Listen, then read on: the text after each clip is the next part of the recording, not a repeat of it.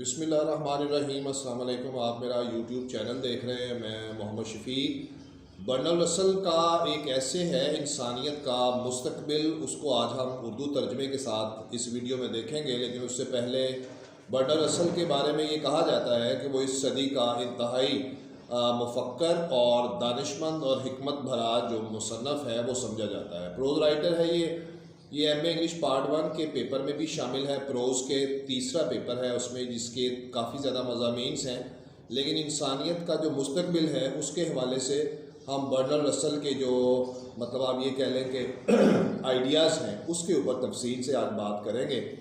तो आए मज़मून शुरू करते हैं।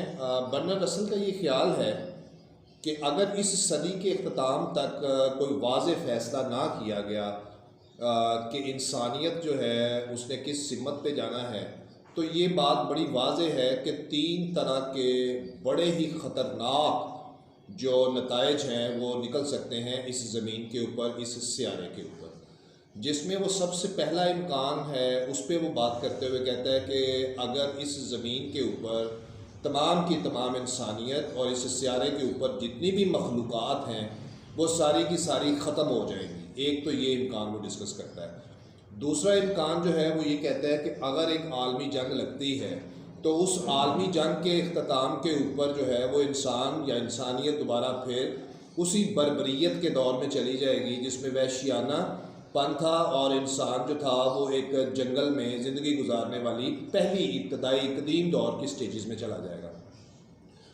और जो उसके बाद तीसरा इम्कान वो डिस्कस करता है वो ये कहता है कि दुनिया मुत्तहिद होकर, इकट्ठी होकर एक प्लेटफॉर्म के तले आ जाए, एक हुकूमत के तहत आ जाए, जिससे होगा ये कि तमाम दुनिया की जो अस्करी क़ुव्वतें हैं वो एक हुकूमत के प्लेटफॉर्म के नीचे रह के काम करेंगी।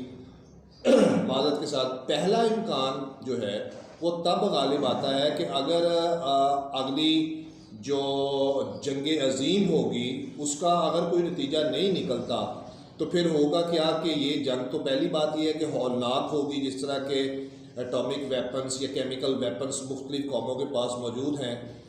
दूसरा इम्कान इस सूरत में भी नज़र आता है कि इंसानियत तो ख़त्म हो जाएगी मगर इस कदर तबाही का सिलसिला होगा कि इंसान को दोबारा से एक मरतबा फिर अपनी तहजीब याफ्ता मखलूक होने के तौर पर अपना सफ़र भी शुरू करना पड़ेगा। तीसरा इम्कान एक तो ये है कि जंग अज़ीम के ज़रिए हो या फिर ये गुफ्तगू के ज़रिए भी, डायलॉग के ज़रिए भी हो सकता है, या फिर आलमी ताकतों में से एक ताकत के ज़रिए जिसने दूसरों पर वाज़ेह बरतरी हासिल की हो, ये जो जंग अज़ीम होगी, या फिर एक जंग के बाद जो है एक जंग के बाद जब दूसरी जंग होगी तो उसमें तो यकीनन सारी इंसानियत जो है वो ख़त्म हो जाएगी। अच्छा, इसमें देखने वाली बात यह है कि 2 फ़रीक़ैन ऐसे हैं जिसमें एक रूस है और एक अमेरिका है। इन दोनों में से एक जो है वो फ़ातह करार पाएगा। वो लोग जो आलमी हुकूमत से इनकार करते हैं, बहुत से लोग ऐसे हैं जो कहते हैं कि आलमी हुकूमत कायम नहीं की जा सकती because there are religious, social, cultural and civilisational and economical differences exist करते हैं कौमों के दरमियान, ऐसा पॉसिबल नहीं है। तो उन लोगों के लिए भी रसल ने बड़ा खूबसूरत ये जवाब दिया है कि दरअसल समझने की ज़रूरत ये है कि ये बात अगर सिर्फ गुफ्तगू के ज़रिए मुमकिन नहीं होती कि अमेरिका और रूस जो है वो दोनों आपस में मिल बैठें और एक हुकूमत बना लें। ये इम्कान बिल्कुल करीब नज़र आता है कि ऐसा हो सकता है, लेकिन अगली जंग में तमाम मगरबी यूरोप और अज़ीम बरतानिया वगैरह जो हैं ये सब के सब सफ़ाए हस्ती से मिट जाएंगे और ये तमाम कौमें एक आलमी हुकूमत की जानिब मज़ीद राग़िब हो जाएंगी। उनमें दिलचस्पी पैदा हो जाएगी कि दुनिया को इस तरह से बचाया जा सकता है।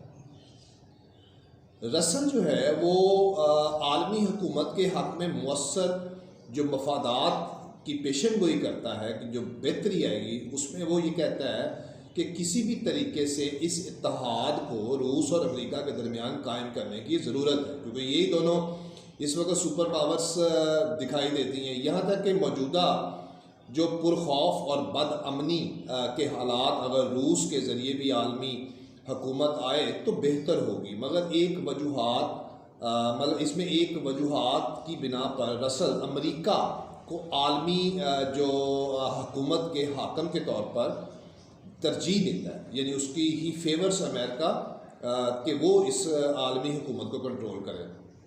बुनियादी वजह यह है कि अमेरिका उन इक़्तिदार की अलामत समझा जाता है जो आज़ादी, तहज़ीब और इंसानियत से ताल्लुक़ रखती है। मज़ीद ये कि अगर अमेरिका फ़ातह करार पाता है या अमेरिका फ़ातह करार समझा जाता है, यकीनी तौर पर जो मगरबी कौमों के इत्तेहाद से एक सबसे बड़े रुकन की सूरत में होगा, वो तमाम कौमें अमेरिका पर एक मुफीद नज़र रखेंगी, उस पर चेक रखेंगी, उस पर रोक टोक करेंगी कि ये नहीं करना, वो नहीं करना। इसका मतलब ये होगा कि एक आलमी हुकूमत के बावजूद तमाम सकाफ़तें अपना वजूद भी कायम रख सकेंगी। ज़रूरत इस बात की है कि इस इंसानी नस्ल के जो मुकम्मल तौर पर इस सियारे से ख़त्म हो जाने की या तमाम मखलूकों के ख़त्म हो जाने की जो सिचुएशन है, उससे किसी तरह से बचा जा सके।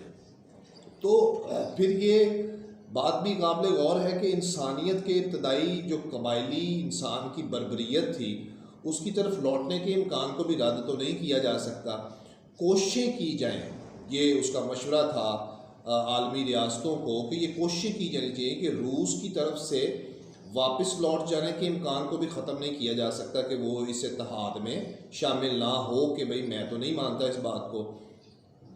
कोई भी बड़ी आलमी जंग अब पहले जैसी आलमी रियासतों का मुल्क बनाने के ख़िताम को भी ख़त्म किया जाए, इसके बाद अगर आलमी जंग अब पहले दो इम्कानात को यकीनी तौर पर मुअस्सर जो है वो किरदार अदा करेगी।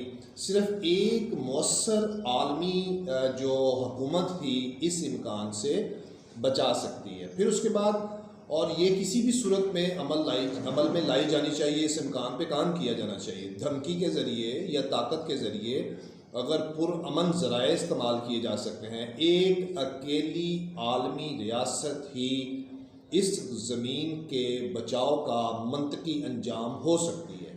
क्योंकि आज दुनिया दो बड़ी रियासतों रूस और अमेरिका में बटी हुई है और अगला कदम एक वाहिद रियासत की तश्कील होगा। अगर दुनिया से जंग का ख़तरा दूर हो जाए तो तमाम इंसानी वसाइल को दुनिया भर से गुर्बत ख़त्म करने के लिए इस्तेमाल किया जा सकता है। एक आलमी हुकूमत का मकसद ये होगा कि आखिरकार ताकत और तशद्दुद पर कानून की बालादस्ती होती हुई नज़र आएगी और दुनिया कांटों की सेज से फूलों की सेज बनते हुए तरक्की के रास्ते पर चलती हुई नज़र आएगी। ये था हमारा बर्नर्ड रसल का मज़मून, इंसानियत का मुस्तकबिल। मेरे चैनल पे जो स्टूडेंट्स न्यू हैं वो मेरा चैनल सब्सक्राइब करें विद बेल आइकॉन। वीडियोस अच्छी लग रही हैं लाइक करें, शेयर करें और कमेंट्स बॉक्स में अपनी राय से ज़रूर आगाह करें।